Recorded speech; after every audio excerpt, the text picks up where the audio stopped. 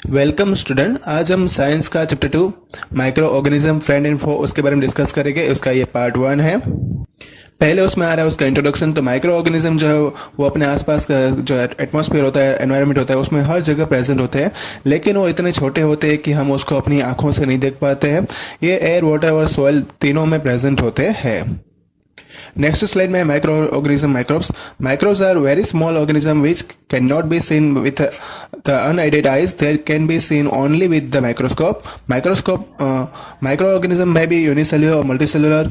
Micro organism में exist alone और colonies, ये अकेले भी रहते हैं और उसकी कॉलोनी भी होती है। यहाँ पे उसका एक एग्जांपल दिया है कि अगर जो रेनी सीजन होती है उसमें अगर ब्रेड को हम रखते हैं तो वो मॉइस्ट ब्रेड जो है वो स्पॉइल्ड मतलब कि बिगड़ जाती है। और यहाँ पे ग्रीनिश कलर का जो वाइट पैचेस जो है उसमें देखने को मिलते हैं। नेक्स्ट स्लाइड में टाइप्स ऑफ माइक्रो ऑर्गेनिज्म, तो उसमें 4 टाइप होते हैं।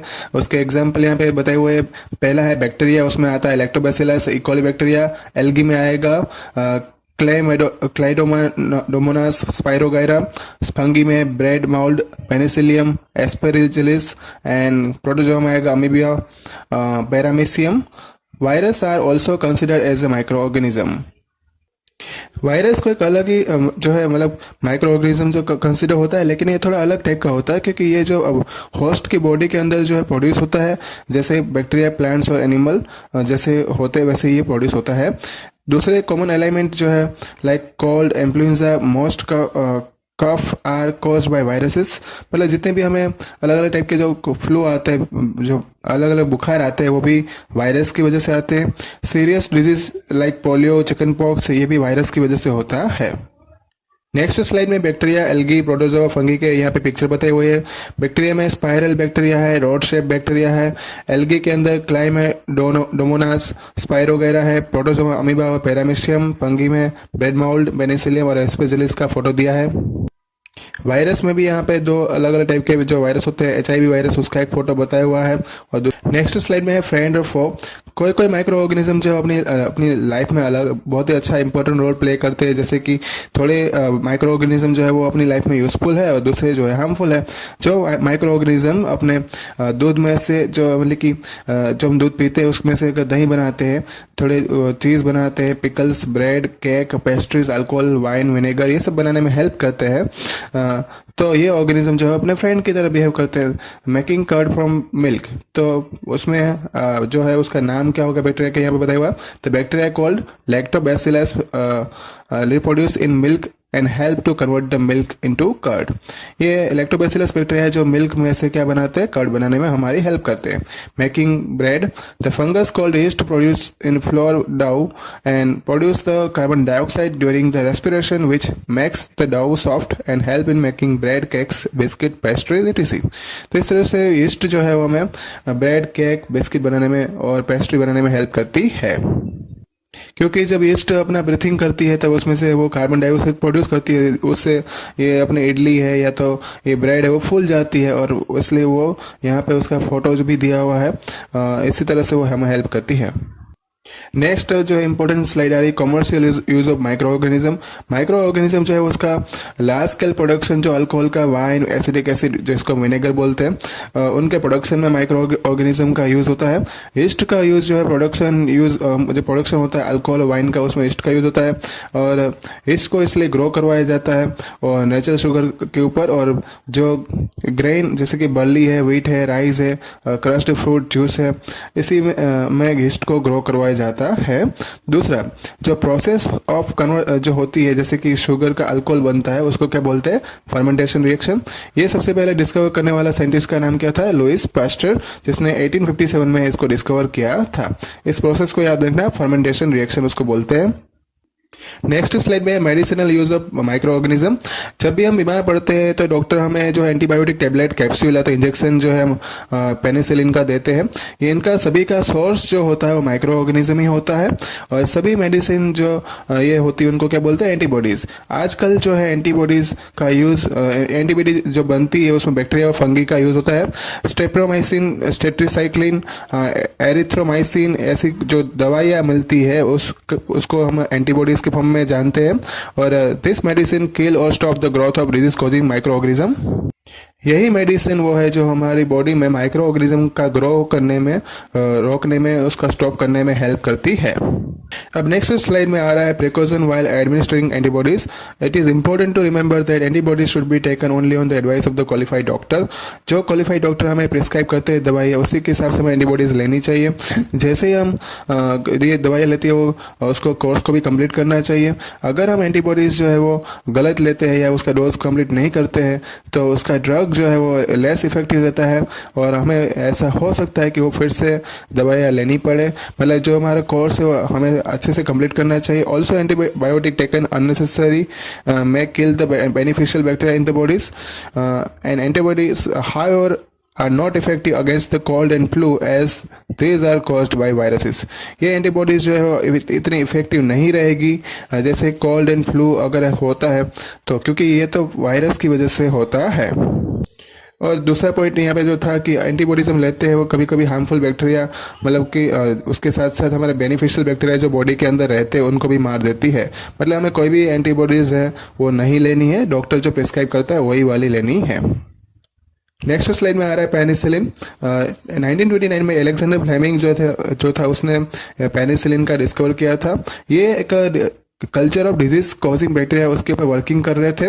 जैसे suddenly found the spore of the little green mould in one of the his culture plates. उसने प्लेट के ऊपर ऐसा देखा कि स्पोर जो है वो लिटिल ग्रीन कलर का जो प्लांट था उसके ऊपर उसने स्पोर देखने को मिले। He observe that the presence of the mould prevented the growth of the bacteria.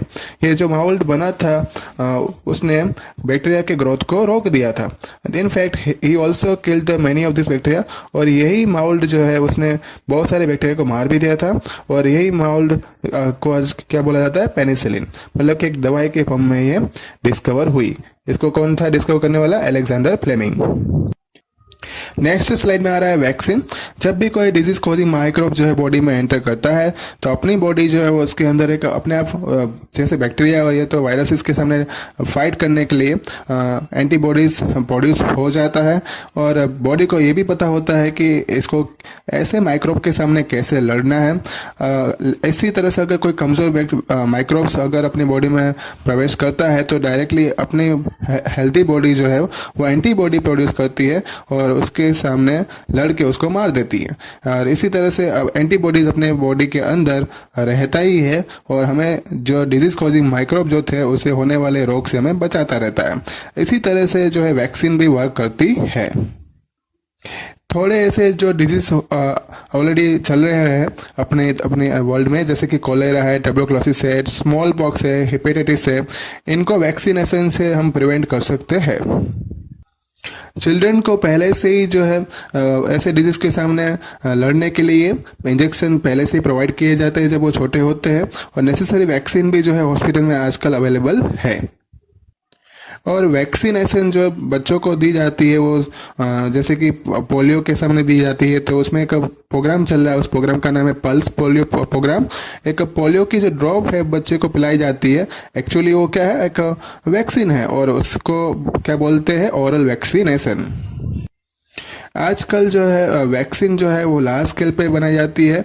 ये माइक्रो ऑर्गेनिज्म में से बनाई जाती है और ह्यूमन और अदर एनिमल को प्रोटेक्ट करने के लिए कोई ऐसे डिजीज जो रहती है उसके सामने बचाने के लिए ये वैक्सीन का प्रोडक्शन हो रहा है। नेक्स्ट स्लाइड में increasing soil fertility. Some bacteria and blue green algae are able to fix nitrogen from the atmosphere to enrich soil with the nitrogen and increase the soil its fertility.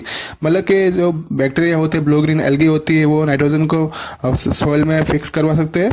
ऐसे microbe को बोलते हैं biological nitrogen fixer. Next slide में आ रहा है cleaning the environment. You often see the large amount of the dead organic matter in the form of decaying plants and sometime dead animals on the ground. हम यहाँ पे ऐसे बहुत ज़्यादा डिकेइंग प्लांट और डेड एनिमल देखते हैं, ये अपने आप है वो गायब हो जाते हैं। उसका रीज़न क्या है कि माइक्रो ऑर्गेनिज्म जो है उसको ऐसे एनिमल वेस्ट को, प्लांट वेस्ट को डिकम्पोज कर देते हैं और उसको सिंपल सब्सटेंस बना देते हैं। ये जो सब्सटेंस है अगेन फिर से मतलब कि प्लांट और एनिमल फिर से उसका यूटिलाइज करेंगे। माइक्रो ऑर्गेनिज्म जो है वो फिर से degrade the harmful and smelly substance and thereby clean up the environment. इस तरह से हार्मफुल सब्सटेंस को कन्वर्ट करने में, उसको क्लीन करने में माइक्रो ऑर्गेनिज्म जो है वो एक मेन रोल प्ले करते हैं। नेक्स्ट स्लाइड में है हार्मफुल माइक्रो ऑर्गेनिज्म। उसमें पहले हम पढ़ेंगे पैथोजन के बारे में। माइक्रो ऑर्गेनिज्म बहुत तरीके से हमें हार्मफुल है, और कोई कोई माइक्रो ऑर्गेनिज्म जो है वो हमें जो ह्यूमन बींग के अंदर, प्लांट्स के अंदर और एनिमल में जो है डिजीज प्रोड्यूस करते हैं। ऐसे डिजीज कॉजिंग माइक्रो ऑर्गेनिज्म को क्या बोलते हैं? पैथोजन। पैथोजन जो है अपनी बॉडी में जब हम सांस लेते हैं उसके थ्रू एंटर हो जाते हैं, या तो हम जो पानी पीते हैं उसके थ्रू एंटर होते हैं। कभी कभी हमें ये इन्फेक्टेड पर्सन से भी हमें लग सकते हैं, या तो इन्फेक्टेड एनिमल से भी हमें लग सकते हैं। इस तरह से जो माइक्रोबियल डिजीज जो स्प्रेड होता है हवा में, infected person to healthy person में, वो हवा, पानी या तो फूड या तो फिजिकल कॉन्टेक्ट से जो बनता है, मतलब इसी से ये रोग जो है वो फैलता है। इसको बोलते हैं कम्युनिकेबल डिजीज। उसके एग्जांपल यहाँ पे दिए हुए हैं cholera, common cold, chicken pox और ट्यूबरकुलोसिस।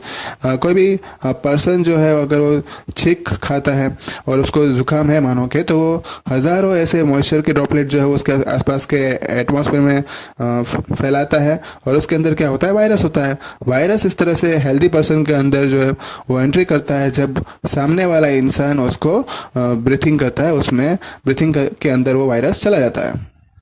नेक्स्ट स्लाइड में है हार्मफुल माइक्रो ऑर्गेनिज्म।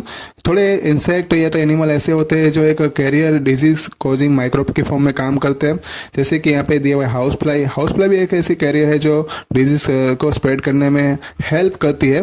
ये जो है गार्बेज जो है एनिमल के एक्सक्रीटा के ऊपर बैठती है, और पैथोजन जो है उसके बॉडी के में स्टिक हो जाते हैं। जब ये फ्लाई उड़ के अपने फूड पे जब बैठती है, तो ये जो अपना फूड जो है वो हम उनको खाते हैं, तो ये जो पैथोजन उसके अंदर जो बॉडी में स्टिक हुए थे वो फूड में चले जाते हैं और हम हमारे बॉडी में एंट्री कर लेते हैं। मॉस्किटो भी एक अनदर कैरियर है। मतलब ऐसे बहुत सारे मॉस्किटो है जो अलग अलग जो है बुखार फैलाते हैं, जैसे कि यहाँ पे बात की गई है फीमेल एनाफिलिस मॉस्किटो जो है मलेरिया फैलाने का काम करता है, और फीमेल एडिस मॉस्किटो जो है एक कैरियर के फॉर्म में काम करता है जो डेंगू वायरस को फैलाता है। ऐसे ही all the mosquitoes breed in water. ये सभी वाटर के अंदर ही प्रोड्यूस होते हैं। Hence one should not let water collect anywhere. हमें कहीं पे भी वाटर को कलेक्ट होने देना नहीं चाहिए। Cooler, tyre, flower pot etc. By keeping the surrounding clean and dry, we can prevent mosquito from the breeding. अगर हम वाटर को कलेक्ट नहीं होने देंगे तो हम मॉस्किटो का जो प्रोडक्शन हो रहा होगा आसपास के एटमॉस्फेयर में उसको रोक सकते हैं। अब नेक्स्ट स्लाइड में दिया हुआ है some common human disease caused by micro organism. यहाँ पे उसके बारे में बताया हुआ है। ट्यूबरकुलोसिस जो बैक्टीरिया से होता है, एयर से फैलता है। दूसरा मिसल से, वायरस से फैलता है, एयर या कॉन्टेक्ट से होता है। चिकन पॉक्स के बारे में बताया, वायरस से फैलता है। कोलेरा, टाइफॉइड जो है बैक्टीरिया से होते हैं। हेपेटाइटिस है वो वायरस से होता है, और मलेरिया जो है प्रोटोजोआ से होता है, और प्रोटोजोआ और दूसरा मॉस्किटोज को स्प्रेड करता है। ठीक है, तो उसके यहाँ पे उसको रोकने की मेथड भी बताई हुई है। ये टेबल है, सबको लर्न कर लेना है। ओके, तो ये था पार्ट 1। पार्ट 2 जल्द ही आएगा इस चैप्टर का। ओके, आपको नोटिफाई किया जाएगा। व्हाट्सएप का आपको होमवर्क सेंड कर दिया जाएगा। किसी को भी कोई डाउट है तो इसको यहाँ पे कमेंट बॉक्स ऑलरेडी दिया हुआ है, आपको उसमें कमेंट बॉक्स में अपना क्वेश्चन लिख के मुझे भेज सकते हैं। ओके, रिवाइज करते रहना। Thank you all.